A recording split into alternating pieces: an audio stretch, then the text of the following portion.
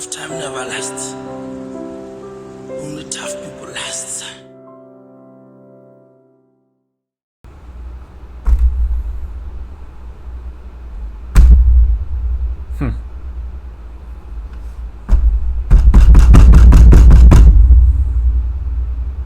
Hello. Hello there. Welcome to the video. Welcome to the show. Oh fuck. I'm just hitting everything here. With my knees, my hands. I haven't done this in a while.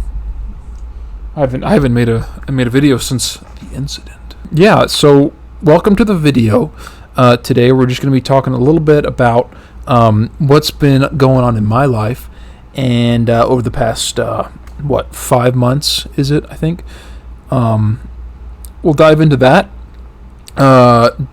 Talk about some of my takeaways from this wonderful journey that I've been on, and then we'll lay out what is the future? What does the future look like for Jeb192, for this channel, for me as a creator, as a visual creator of videos. So let's dive into what's been going on. So I've had some pretty gnarly health issues, you could say.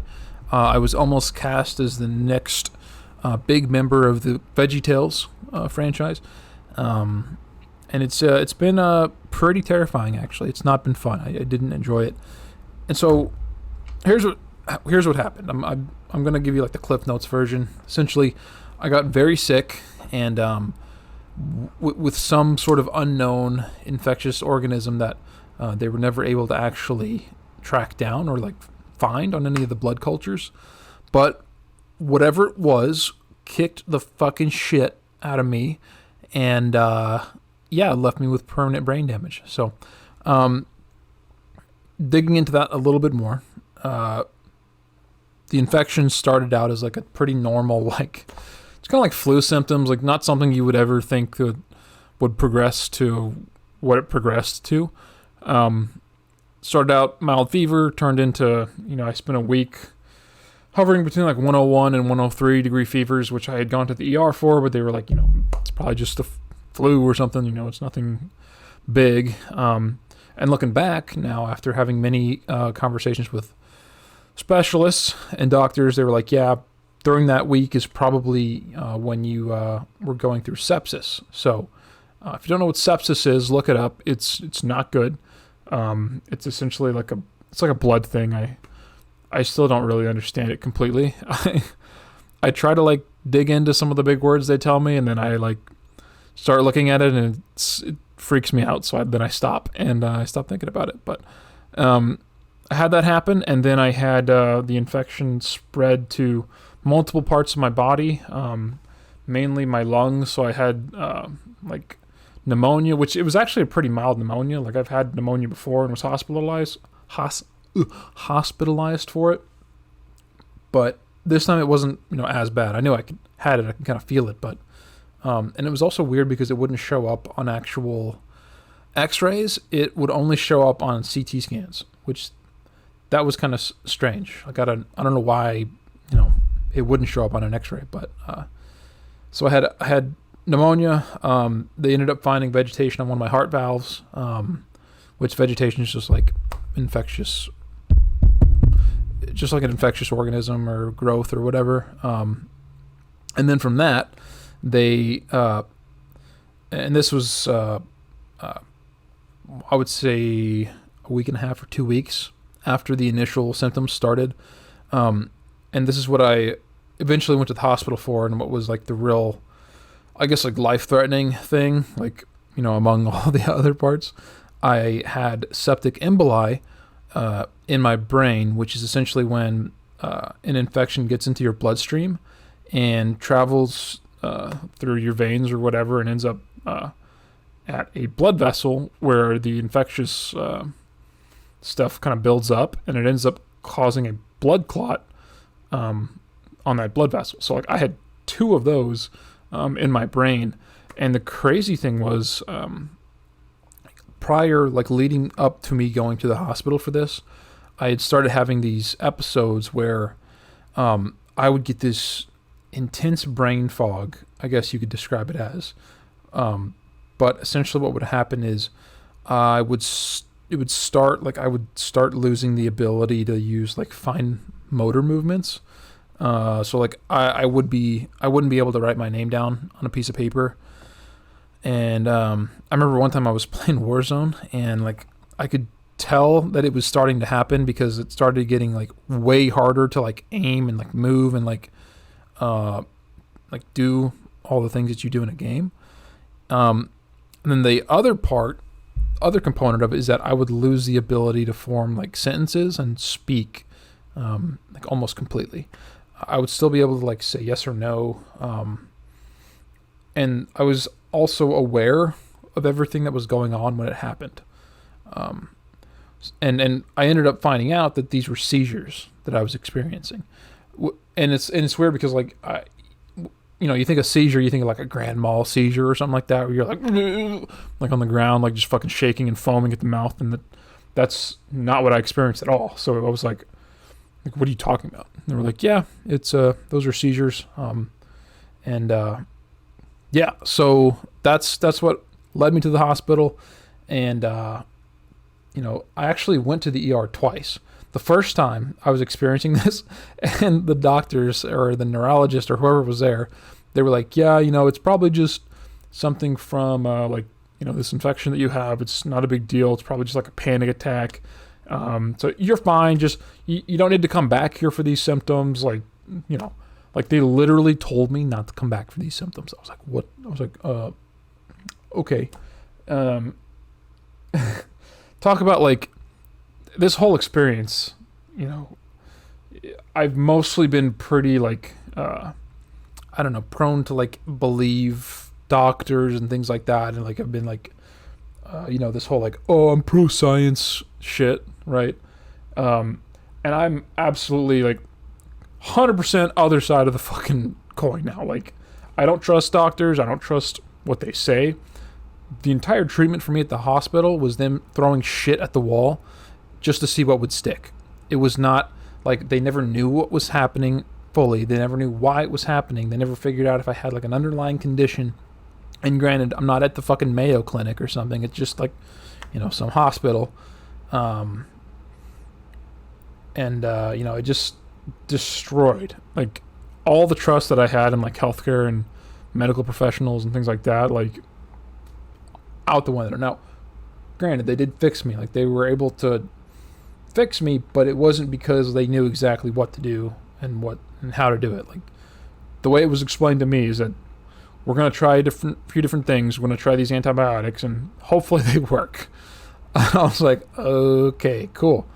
But jumping back quickly, they turned me away the first time at the ER and told me not to come back for that. So the second time I go in, I'm having a really bad seizure, right? Which again, I didn't know it was a seizure at the time, but I'm having a really bad one. This one's going on for like over 45 minutes. I guess it was like probably 3 or 4 hours that I was having that. Like I couldn't sign my name when I got to the hospital, which I'm sure is like my girlfriend had to sign for me, so I'm sure that's some kind of pretty big, HIPAA violation or some shit. But like I had that, and then like the doctors were actually able to see the symptoms that I was having, and that it was like very much a neurological issue. Whereas the first time I went to the ER, it was probably like a 30-minute episode, and by the time I was there, like, I wasn't really having any problems. And that was the other weird thing, is that it was like clockwork, but it kept getting worse and worse every time it happened. So if I wouldn't have gone in the second time to the ER, which I very well, like, I did not want to go because of and this was the following day, after being told not to come back, I almost did not go to the ER. And if I wouldn't have, I probably would be a fucking vegetable, like just on a machine. They probably would have unplugged my dumb ass by now, right? So, or I'd just be dead. Well, I'd be dead either way, probably. So thank you to the doctor that told me not to come back to the ER for those symptoms. That I appreciate that. But yeah, when I went to the ER the second time, they did more CAT scans, and that's when they saw stuff in my head, and they were like, something looks off. We're going to do an MRI to see what's going on. That's, we do the MRI. I'm still having symptoms, and I get back, and I'm there with my girlfriend, and my mom had left at that point because that was probably like 1 or 2 a.m. And they, we didn't really realize exactly the seriousness of what was happening, but the MRIs came back, and the doctor sat down, and he was like, you have 2 growths in your head, and he wanted to show me the pictures, and I didn't want to look at them. My girlfriend looked at them for me, but he was like, explaining it to her, and I was just kind of sitting there like listening, and here's these 2 spots, they're this big, and they've caused lesions in these different parts of the brain, and to me this looks like brain cancer, which if it's not brain cancer, it could potentially be something linked to this infection that you have, but either way, it's not good. And he told me that it was probably not survivable. So that was a very surreal moment, and it's very vivid. Like, you have memories and of different situations, and I feel like I don't have very vivid memories for a lot of things, but like for this, like I can remember every second of it, right? Like every detail of it. So I guess it's pretty traumatic, I guess. A traumatic memory or something. But yeah, so obviously they put me in the hospital, and they put me on like the 6th floor, which is where they send the people that are dying. So I was in there for like a week, and like every night I'd be waking up by like code blues, which is people dying essentially. And I was not one of them, which was nice. But yeah, so I was in the hospital for like a week, and doctors took care of me, got me fixed up, and I went in there on a Tuesday, and I think I was out on Friday, which is pretty remarkable. Like, when you think about what was happening, right? And it's also funny. I went in there on a Tuesday night, and the following day, like, word had gotten out, so like all my family was there, and like they asked me like, do you need anything? Is there anything you want? And I was like, I want a Lego set. I want a Star Wars Lego X-Wing fighter so that I can build it, because I had just gone through like probably 4 or 5 hour episode, like not having good use of my hands, and so like my thought was like, okay, well, hey, if I can get my hands on a Lego set and put it together, then that'd make me feel a little bit better, right? And so I did it, and I put it together, and so yeah, freaking put this thing together with 2 blood clots in my brain, losing the ability to fucking speak and write. Like, this is probably one of my most prized possessions that I own at this point. And it was so funny because like the whole time that I'm putting it together, like the following day they assigned like 5 different specialists, and like they had neurosurgery, and they had infectious disease, and just all these different people. I'm out of breath. I had to run up the stairs for this. But yeah, it was funny because like the day after me coming in for all these symptoms, all the doctors would come in, and they would see me building this thing, and they would just be like, you're in here for what exactly? Oh, 2 blood clots in your brain? What the fuck are you doing in here building Legos? What? Like, it felt good for them to look at me like, all right, this is a joke, right? This guy's not. And the other thing, when you have like heart growth or growth on your heart valves, when you're my age, it's typically linked to like hardcore drug use. So they thought that I would look like fucking like Jesse Pinkman when they would walk into the office or into my hospital room, and I'm just sitting there like fucking fat 26-year-old dude with Jesus hair, and they're like, what the fuck is going on? What? Huh? So yeah, that was pretty cool. But yeah, I mean, I have a lot of takeaways from this situation. Number one, Legos are the fucking shit. Okay. Takeaway number two, right? There's, it's tough to like, your priorities get very much realigned after something like this, and it's very tough to like get back to normal, because like when you look at the numbers and like mortality rates for a lot of the stuff that I had, like there's a lot of people that don't make it from that, and especially when you combine them all together, like there's lots of people that don't make it, and it's probably I'm younger and relatively relatively healthy other than that shit, but it's tough to like just you go from like a a why me, like when you're suffering from it, and then you make it out and it's like, well, why me, like why did I get to make it out and like other people don't, so I think my priorities have changed a lot. Number one, the most important thing is your health, right? It's one of those things. I think about the meme of the clown when he's like sitting there and it's like thinking about the time before you were stuffed up, right? Like your nose, and how like happy you were before and you just took being able to breathe through your nose for granted. It's kind of the same thing, right? Your health is like, hey, it's important, but you don't really think about it if you're healthy. Like you don't like wake up and you're like, oh, fucking nice, I get to like wake up today and not have whatever ailment going on. So health's important. Number two, friends and family, right? And that's another thing that, like, I didn't really like. I've always been big on like family and friends, Vin Diesel and whatnot. But it's a lot different afterwards because it's like you take for granted being able, like I can just get in my car right now and I can just go see my grandparents and hang out with them, right? Like just the fact that I have that option available and that I get to do that, right? Like it's not something that I really thought of that much beforehand as being something that is a blessing, right? That's something that I'm thankful for. Same thing with like my mom or like my friends. Like you don't think about how great it is to get on to whatever game it is with your friends at night and just fucking have fun. You get to do that. You've got that option available to you. And so that's something that I kind of think about now too.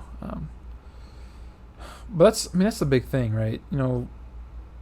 Health, friends, family, like just happiness, right? Like it's and these are things that like I'm not thinking about them every morning or before bed every night when I go to sleep, but it's on my mind more, I guess you could say. And like the tough thing is trying to like reprioritize and figure out like where things fit into life, into like goals, this and that, so on and so forth. So I didn't make this video looking for sympathy, and I hope it doesn't come across that way because like I have a very good life. I had a good life beforehand. If that would have been the end of it, like, you know what, I would have been happy with everything. I wouldn't have really had many regrets. And so like just understand that sympathy's not the theme here. It's not the goal of this. The goal is to like say, hey, think about some of these things that you're probably taking for granted. Some of these things like with your friends, with your family, with your health, with your relationships. And maybe consider that more. Maybe try to readjust your priorities and think about like if you're a workaholic or some shit. Like hopefully that's your takeaway from this, is that be grateful and be thankful. And there's a lot that we take for granted for every single day, and that's normal. It's not a bad thing at all, right? But maybe try to like think about that stuff more as as you're going about your lives, and think about how you prioritize things and how that plays into your goals and your life and so on and so forth, right? So that's kind of like my sermon. That's kind of like my spiel here. Yeah, man, I'm very lucky. Like, and I don't really have any like underlying conditions coming away from this, as far as I know. I do find it. I have trouble thinking of words every now and then. like just remembering words. But that's like, it's been very minor. Like I've just been able to talk for like 20 minutes, 50 minutes, however long this video is. And, that wasn't really that hard. So, but I have noticed that, and that stuff. So, yeah, I mean, again, if you watch this and you made it this far, I appreciate, your lovely ears and eyes. And, if you have any questions or want to leave any comments on any of this, feel free to. In terms of my goals and going forward, I really want to be more active on here and kind of get back to like what I was doing in 2020. Maybe with, more of a making people smile and laugh kind of a philosophy, but, we'll see. And then obviously I really want to make Cup of Jeb more of a thing, more of like a legitimate podcast. We just filmed an episode this weekend, which I'm really happy with. I thought it was pretty good, and I'll post those clips on Tuesday, August 16th, on the Clips channel, Cup of Jeb Clips. But so hopefully I can do that. Hopefully I can get into a better rhythm with this and be more active on here, because this is what I love. This is what I enjoy doing, and it's always been a life goal of mine to have some sort of active presence in media and on the internet, from that standpoint. So that's what I'm going to keep shooting for, and hopefully you guys get to stick with me along the way and watch and enjoy all of it. But either way, like, I think it's going to be a lot of fun, and I'm just going to enjoy it. Like, that's all you can do, right? So thank you for watching. Stay tuned, and I'll see you next time. All right. Peace out.